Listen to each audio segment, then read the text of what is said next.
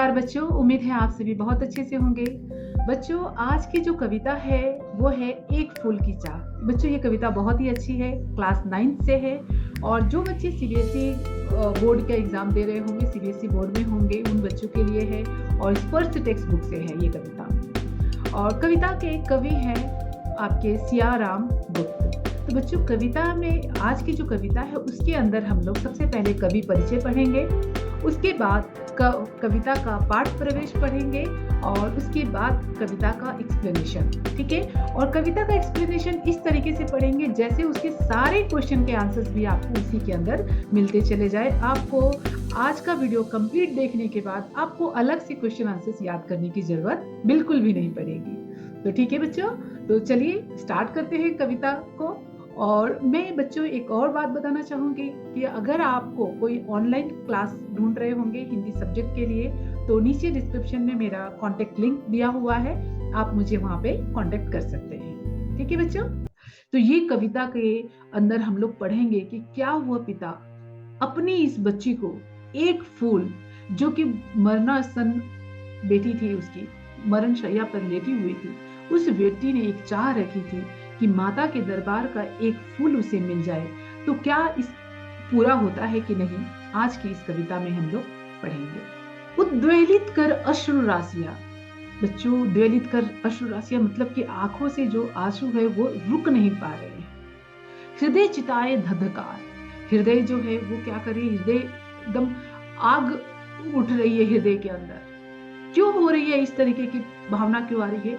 महामारी प्रचंड हो फैल रही थी उस समय। देखो बच्चों, आप लोगों ने हिस्ट्री पढ़ा होगा तो उस समय देख रहे होंगे कि ये जो काल था उस समय बहुत ही महामारी फैला करती थी। बीमारी जैसे प्लेग हो गया और मलेरिया हो गया, या कोई भी बीमारी जो थी जो गंदगी के कारण फैलती थी, वो बीमारियां बहुत ही जोर से, चाहे आपका चिकन पॉक्स हो गया, उस तरीके की बीमारियां ऐसी थी। उस समय उतने इलाज की सुविधा नहीं थी, तो वो महामारी थी। ठीक है, महामारी फैली हुई थी और लोग क्या कर रहे थे, मर रहे थे इस बीमारी के कारण से। तो इसी के कारण क्षीण कंठ मृत वत्साओं का करुण रुदन दुर्दांत नितांत, मतलब ये जो करुण रुदन था, रोने का जो स्वर था, रुदन अर्थात होता है बच्चों रोना, तो ये जो स्वर था वो चारों तरफ से कानों में गूंज रहा था। तो भरे हुए था निज कृष्ण रो में हाहाकार अपार अशांत। तो ये महामारी अपने ही अंदर बहुत हाहाकार मचाकर रखा हुआ था और बहुत ही रुदन, रोने वाला माहौल बनाकर रखा था। तो पिता अपने पुत्र से क्या कहता है, क्योंकि महामारी सब जगह फैली हुई थी, इसके कारण पिता अपनी पुत्री से मना करता है, डरता है, डर के कारण वो मना करता है। क्या कहता है? बहुत रोकता था सुखिया को, सुखिया उसकी बच्ची का नाम है, कि बहुत रोकता था सुखिया को न जा खेलने को बाहर। कविता की लाइनें बहुत ही सुंदर है बच्चों, सरल भाषा में लिखा हुआ है, आप आसानी से पढ़कर इसे समझ सकते हैं। न जा खेलने को बाहर, नहीं खेलना रुकता उसका, नहीं ठहरती वो पल भर। बच्चों, इससे बेहतर आपसे बेहतर कौन जान सकता है कि बच्चे को माता पिता चाहे कितना भी मना कर ले, वो खेलने का काम नहीं छोड़ सकते, वो बाहर जाके खेलने वाला जो काम है वो बिल्कुल नहीं छोड़ सकते। तो उसी तरीके से सुखिया के पिता ने भी उसे कितनी बार भी मना किया कि बाहर खेलने के लिए मत जाओ। वो डर रहे थे कि बाहर महामारी फैली हुई है और इसी कारण वो सुखिया को मना करते थे कि बाहर खेलने मत जाओ। मेरा हृदय कांप उठता था, किसका? उनके पिता का हृदय।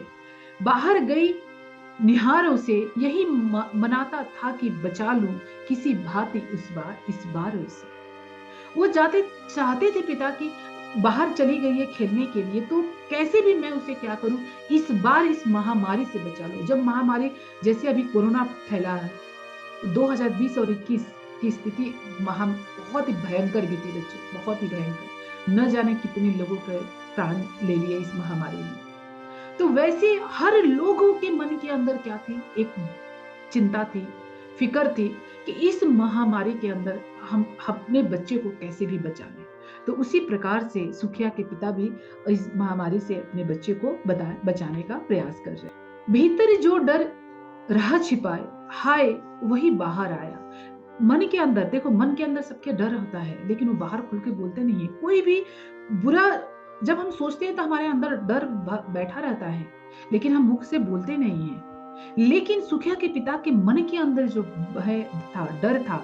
डर किस बात का था बच्चों? ये सारे क्वेश्चन के आंसर्स आपको पूछे जाएंगे लास्ट में। डर किस बात का था? कि जो बाहर महामारी फैली हुई है, अगर सुखिया जाएगी बाहर खेलने के लिए तो वो भी उस महामारी के चपेट में आ जाएगी। तो इस बात का डर था। तो जिस बात का डर था, हाय वही बाहर आया।